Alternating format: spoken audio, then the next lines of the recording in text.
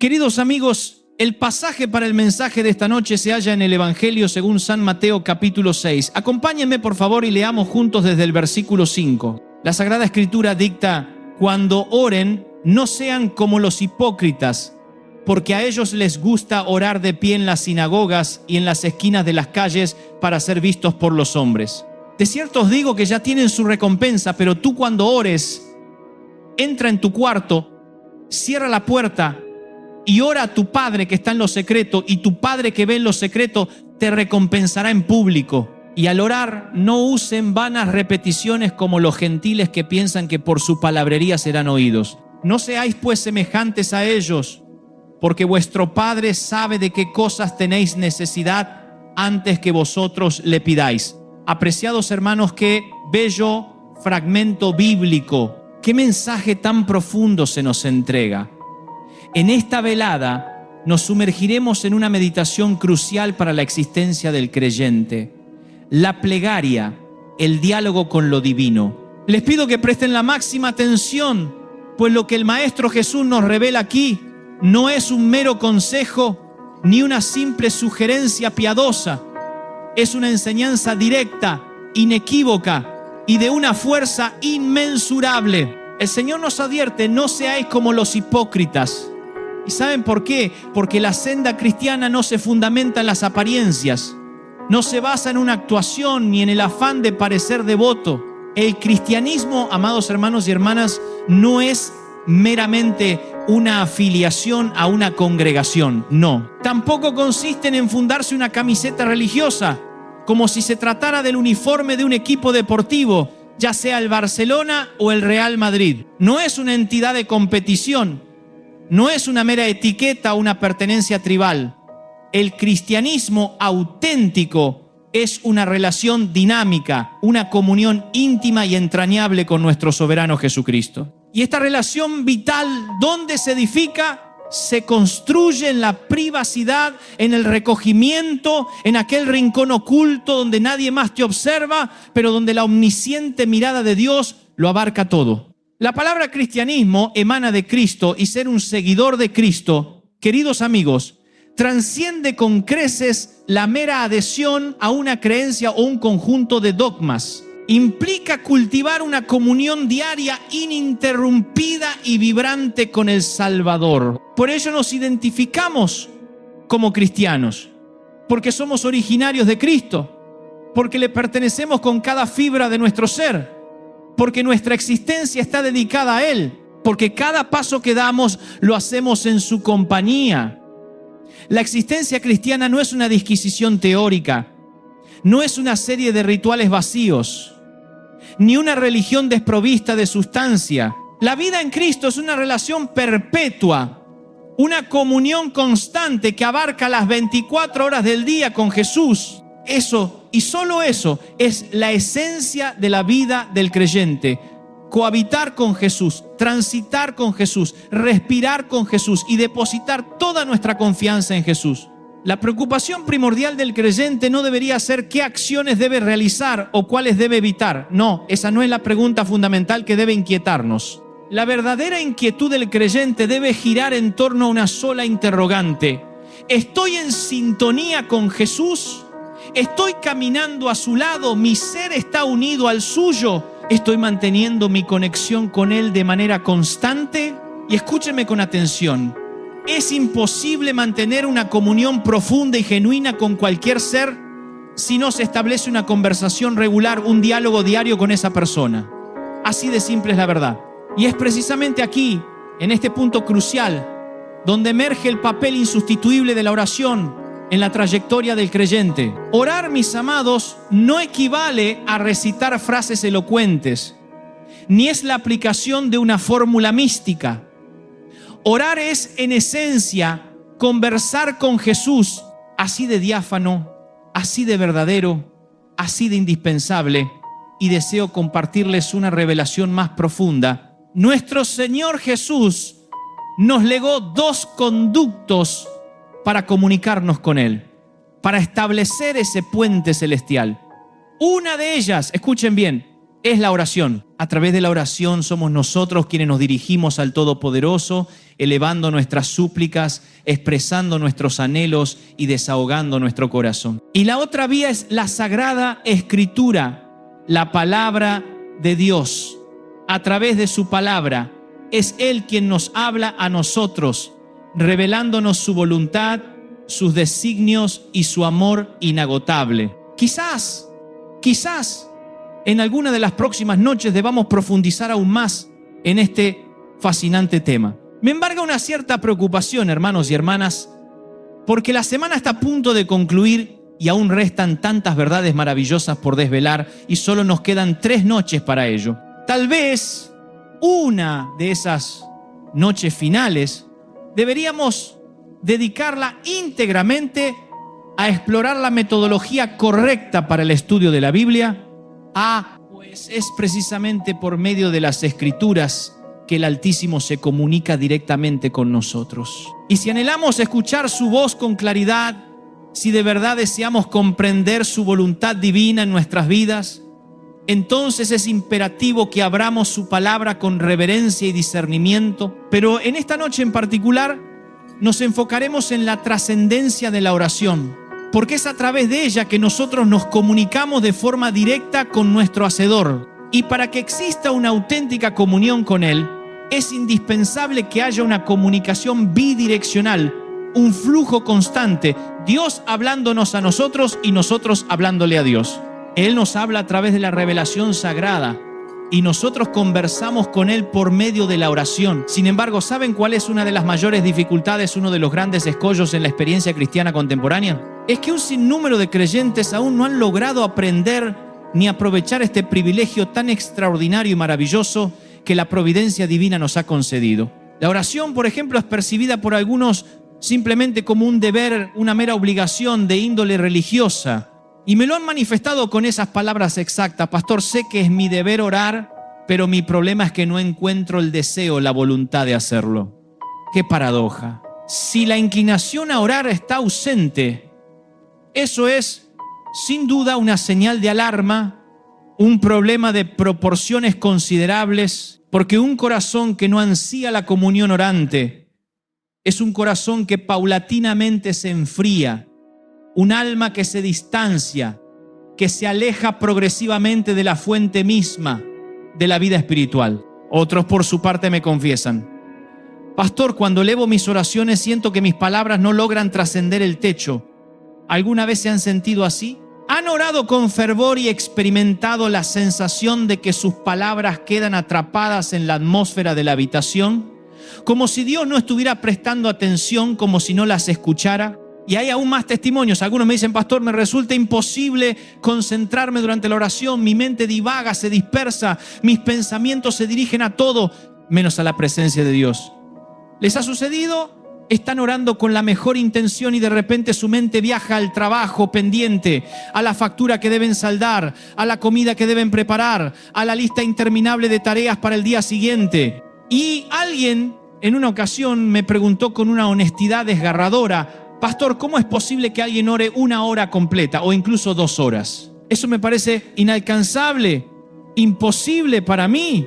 Y saben, no es que ustedes carezcan de la capacidad para hacerlo, es que todavía no han descubierto la inconmensurable belleza de conversar con su Padre Celestial. Porque cuando la oración deja de ser un rito estéril y se transforma en un encuentro personal y vivo con Jesucristo, entonces el tiempo deja de ser relevante. Pastor, yo no puedo. Me dicen: porque cuando comienzo a orar, a los 2 minutos ya no tengo nada más que expresar.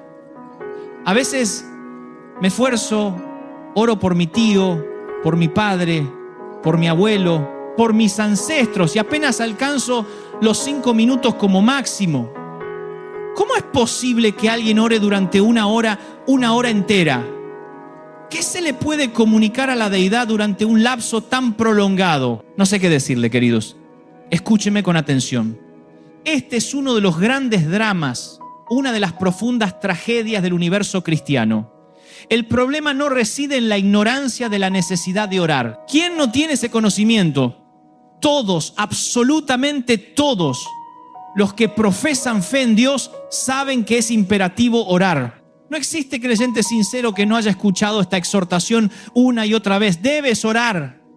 Pero aquí radica la cruda realidad. Saber que hay que orar no es suficiente, porque muchos lo saben, pero carecen de la disposición, de la genuina motivación para hacerlo. Y escúchenme bien lo que les voy a revelar.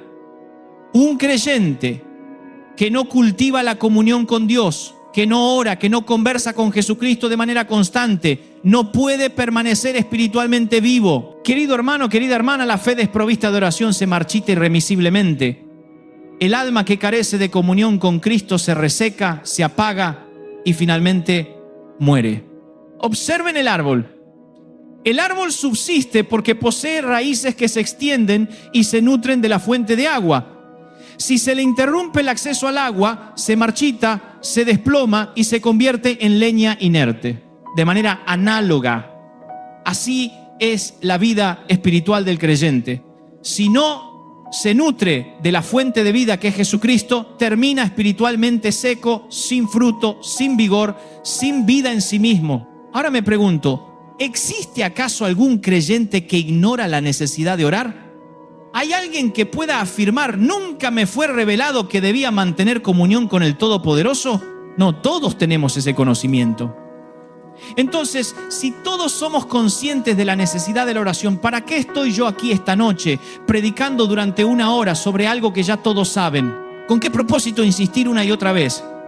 Debes orar, debes orar, debes orar. Si ya lo saben de antemano, pero aquí reside el punto medular, la clave de la cuestión. Ustedes saben que deben orar, pero carecen de la motivación, del anhelo genuino para hacerlo. Ese es el verdadero dilema. Y es allí, amados míos, donde se inicia el milagro que el Eterno anhela obrar en cada uno de sus corazones. Entonces surge la gran pregunta, la que nos atormenta en la quietud de la noche. ¿Qué hago cuando mi intelecto sabe que debo orar, pero mi espíritu no lo anhela?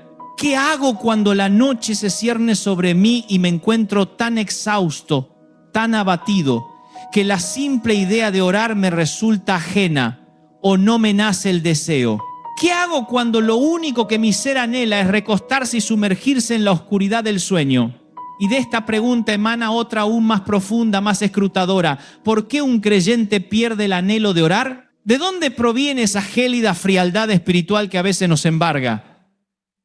¿Por qué el alma parece apagarse perdiendo su brillo y su fervor? Y, lo que es más apremiante aún, ¿cómo es posible recuperar o cultivar ese deseo de orar? ¿Cómo lograr que la oración se transforme en un deleite, en una necesidad vital e ineludible, en una experiencia vívida y palpable con la presencia divina? ¿Cómo hacer para que la oración no se limite a 5 minutos, sino que se extienda por media hora, 1 hora o incluso 2 horas ininterrumpidas? ¿Cómo conseguir que la oración trascienda los límites de nuestra percepción humana?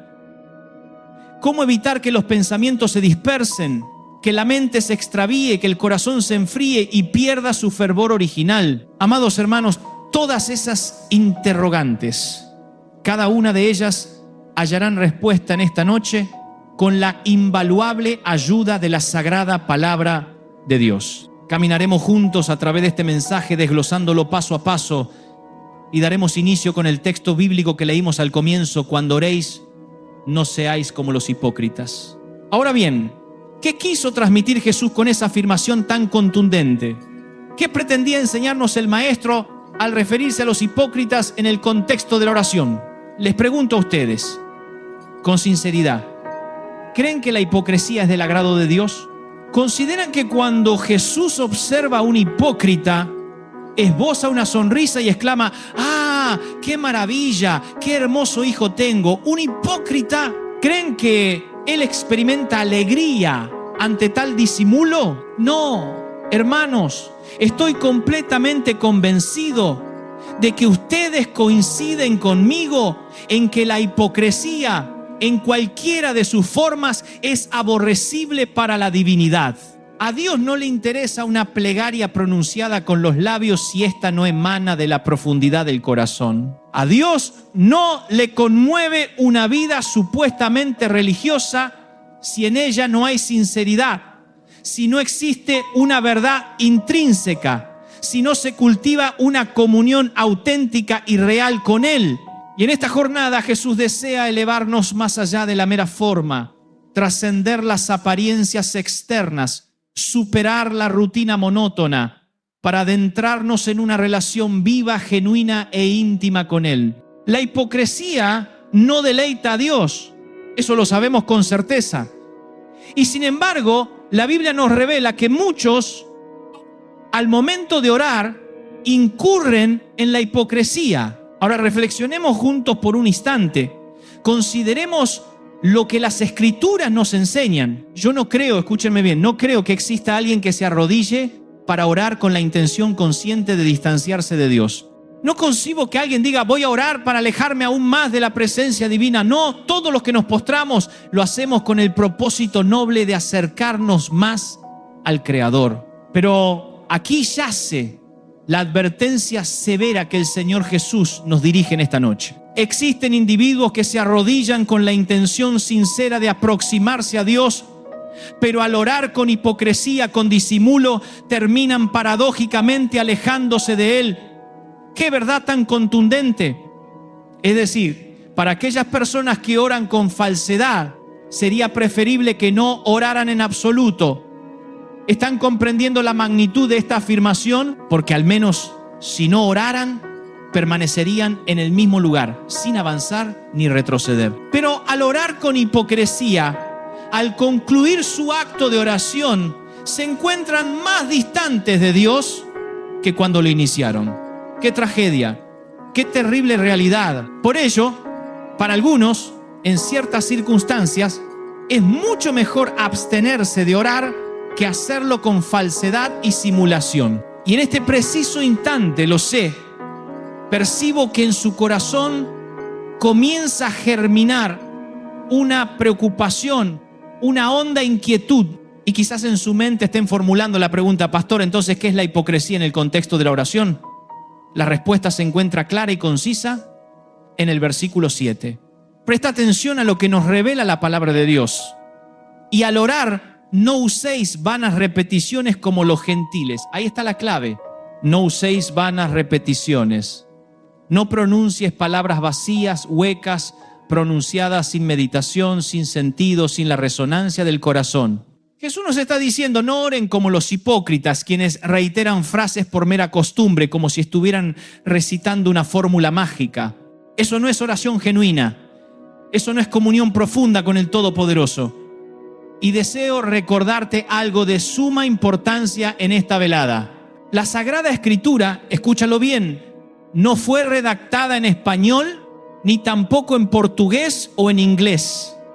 Este versículo, por ejemplo, fue pronunciado por Jesús con sus propios labios. Él lo profirió con su boca, en su idioma nativo, con una intención divina específica. Y por eso, para comprender plenamente lo que Jesús quiso decir, debemos esforzarnos por entenderlo en espíritu y en verdad, en su contexto original aquí en la tierra. En los tiempos de Jesús, Él hablaba arameo, y el Nuevo Testamento, del cual forma parte el Evangelio de Mateo, fue escrito predominantemente en griego koiné. Mateo, el autor de este Evangelio, era un judío que también hablaba griego y registró estas palabras tal como Jesús las expresó o como las comprendió en el contexto de la predicación de Jesús. El Antiguo Testamento fue escrito en hebreo, con algunas secciones, como ciertos pasajes de los libros de Isaías y Daniel, redactadas en arameo. En resumen, la Biblia fue escrita principalmente en dos lenguas, hebreo y griego.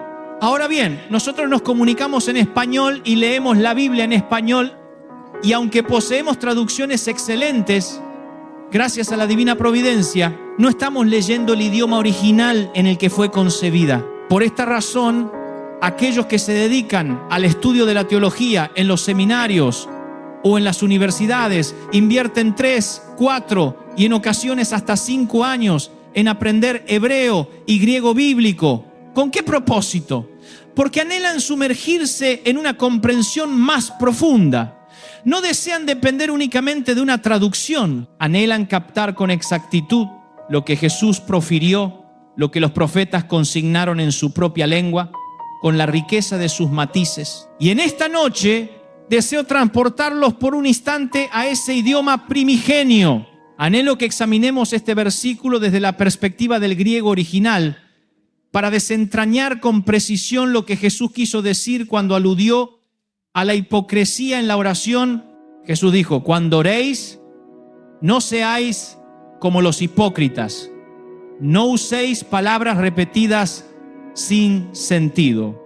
Ahora, escucha con suma atención. El griego es un idioma de una riqueza lexical extraordinaria, sumamente preciso y de una profundidad conceptual asombrosa. Nuestro español, en comparación con el griego bíblico, resulta limitado en su capacidad de expresión. A menudo utilizamos una única palabra para abarcar múltiples matices. Por ejemplo, en español, solo poseemos la palabra decir o hablar. Sin embargo, el griego puede tener 5, 6 o incluso hasta 10 vocablos distintos para expresar una sutil diferencia de significado.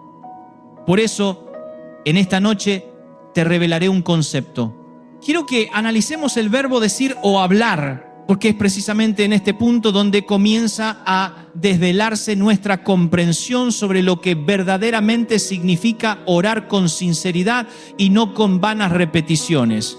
Hoy voy a contarte algo que nunca he compartido públicamente en toda mi vida, pero hoy, en este momento de intimidad espiritual, te lo voy a revelar. Fui misionero en la selva, en lo más profundo de la selva amazónica. Trabajé durante 3 años como misionero entre los indígenas de una tribu llamada la tribu Campa, una comunidad remota, casi escondida, en lo más recóndito de la región amazónica de mi país. Viví con ellos, compartí su día a día, dormí en sus chozas rudimentarias, comí su comida, aprendí su idioma, sus costumbres. Dediqué 3 años de mi vida al servicio de Dios, llevando el evangelio a aquella gente sencilla, hermosa en su inocencia. Y fue allí, en medio de ellos, que aprendí a amar a Jesús con una profundidad que nunca antes había conocido. Y lo más hermoso, sentí su amor incondicional por mí de una manera palpable. Pero un día salí de camino. Partí por la mañana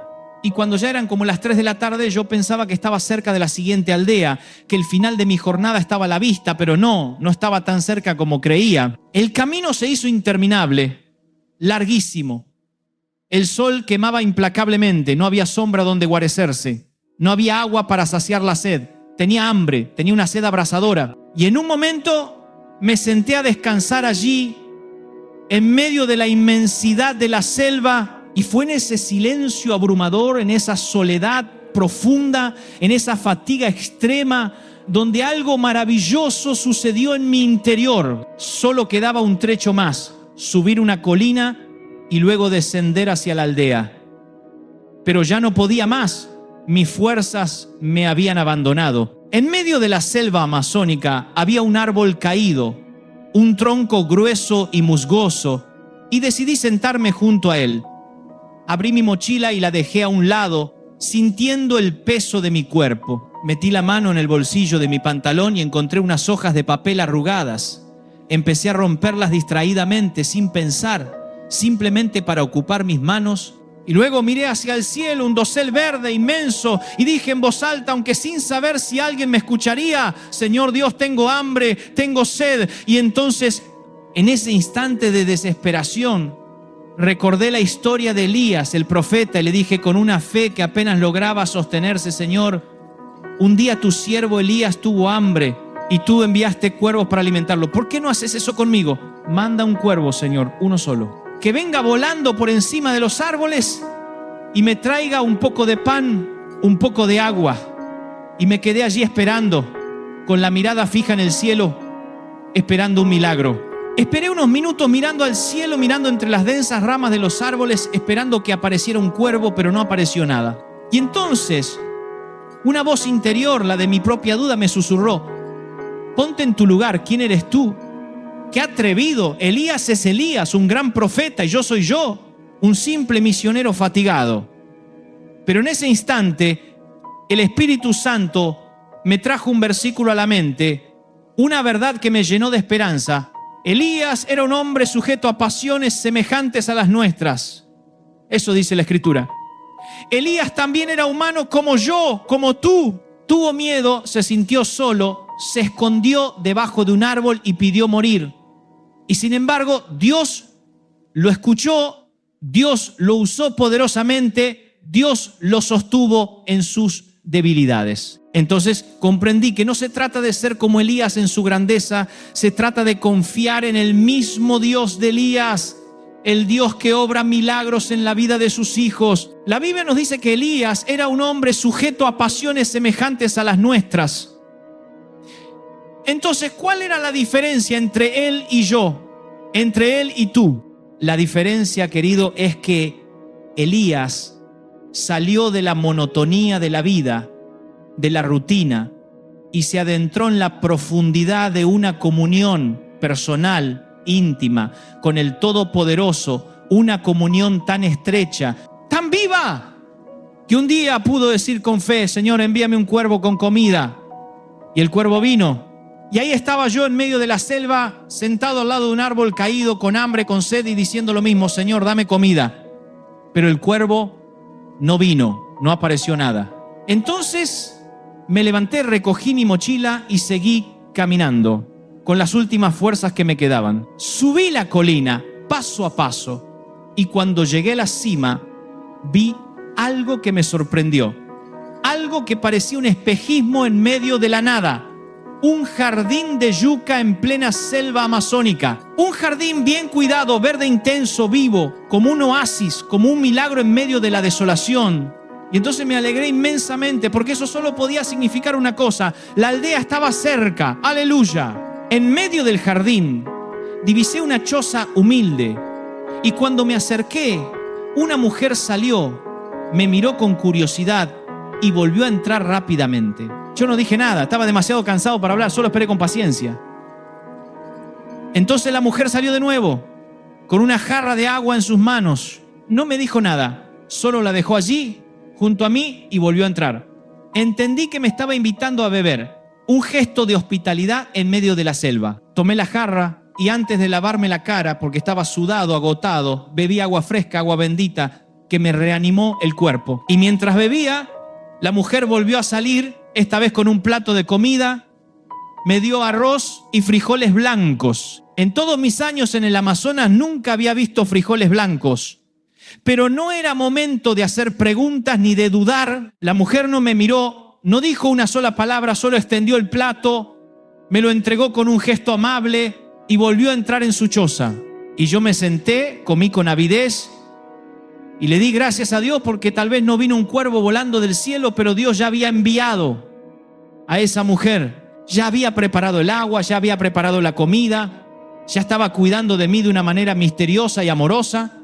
Y ahí, sentado con el plato en las manos, levanté la mirada al cielo y oré con un corazón desbordante de gratitud. Señor, no me enviaste un cuervo, pero me diste a esta mujer, una mujer pobre, sencilla, tímida, que ni siquiera quiso hablar conmigo, pero me dio comida y me dio agua. Gracias, Señor. Cuando terminé de comer, me acerqué a la choza y le agradecí con todo mi corazón. Le pregunté dónde quedaba la aldea y con un gesto de su mano me indicó el camino. Efectivamente, media hora después llegué a la aldea. Allí me quedé 3 o 4 días junto a los hermanos indígenas. Compartimos la fe, cantamos juntos con alegría, oramos en comunión, estudiamos la palabra de Dios y fue una experiencia hermosa, enriquecedora. Y luego llegó el momento de regresar a casa. Le dije que me iba y uno de los hermanos se ofreció: pastor, yo lo acompaño. Le dije que no hacía falta, que no se preocupara. No, yo lo llevaré hasta el río, insistió con amabilidad. Así que fuimos caminando, pero en el camino él tomó una ruta diferente a la que yo esperaba y le dije: no, quiero ir por allá porque quiero agradecer a la anciana que me dio comida el otro día. Y él me miró con extrañeza y preguntó: ¿qué anciana? Le respondí: una anciana que vivía en una choza cerca de un arbusto de yuca. Ella me dio agua y comida. Y entonces él dijo algo que me heló el alma, que me dejó perplejo: pastor, no hay nada por allá, solo selva virgen. No le dije con firmeza: yo estuve allí, vi la yuca, vi la choza, vi a la mujer. Él me respondió: pastor, soy cazador, He caminado toda esa zona, la conozco bien. Ahí no hay nada, solo árboles, monte, selva impenetrable. Y yo insistí, determinado a probarle la verdad. Te lo voy a mostrar. Vamos. Fuimos, caminamos, y cuando llegamos al lugar no había nada. No había jardín, no había choza, no había mujer, no había ni rastro de lo que yo había visto. Él me miró con una expresión de compasión y yo lo miré a él también y comprendí algo que nunca olvidaré, que se grabó en mi alma. ¿Alguna vez has contado algo que sabes que viviste con certeza, pero otros no te creen? Yo viví eso. Y aunque nadie lo crea, yo sé lo que viví y sé quién me dio de comer. Fue Dios. No envió un cuervo, envió un ángel, un mensajero celestial. Y ese día, una vez más, descubrí que los que caminan con Jesús nunca están solos, jamás son abandonados. Y sabes, cuando uno vive algo tan real, tan profundo, tan sobrenatural y otros no te creen, no sabes cómo explicarlo y empiezas a sentirte un poco tonto, un poco loco, porque tú sabes que es verdad, tú lo viviste, lo sentiste, lo experimentaste, pero el otro te mira con duda, con incredulidad. Y cuando ese hermano me miró con esos ojos compasivos, entendí lo que quería decirme sin pronunciar una sola palabra. Pobrecito, ya está alucinando. La selva lo ha vuelto loco. Y eso me inquietó profundamente, porque yo quería demostrarle que era verdad, pero no había manera. Te voy a probar algo, le dije. Detrás de esa colina hay un árbol caído. Yo me senté allí y rasgué papel. Esos papeles seguramente todavía están ahí. Subimos la colina, miramos alrededor y ahí estaba el árbol caído, las hojas rotas, las señales, las huellas inconfundibles de que yo estuve allí. Entonces, seguimos caminando y llegamos al lugar donde yo había visto el jardín de yuca, pero ya no había sombra, ni yuca, ni choza, ni mujer. Y en ese momento sentí algo que me recorrió desde los pies hasta la cabeza, un escalofrío que me hizo temblar el corazón. Dios no se equivocó al enviar cuervos a Elías y tampoco se equivocó conmigo, porque mi Dios es real, Él existe. Él sabía que yo necesitaba comer y más aún, Él sabía que yo necesitaba crecer en la fe, que esa experiencia era crucial para mi camino espiritual. Y en medio de la inmensa selva amazónica, llena de árboles centenarios, de sombras profundas, de misterios ancestrales, Él abrió un claro en la vegetación, levantó una choza efímera y me dio comida, proveyendo en el lugar más inesperado. Mi Dios es real, aunque nadie lo entienda, aunque yo mismo no pueda tocarlo ni verlo con mis ojos terrenales. Yo sé que Él está, y porque Él está, yo puedo seguir caminando, puedo seguir adelante, pase lo que pase. Él es real. Y a lo largo de toda mi vida, queridos amigos, he visto a ese Dios real manifestarse una y otra vez, cada vez con más claridad, cada vez con más poder, con milagros que desafían la lógica humana. He sido testigo de cambios milagrosos en vidas destrozadas.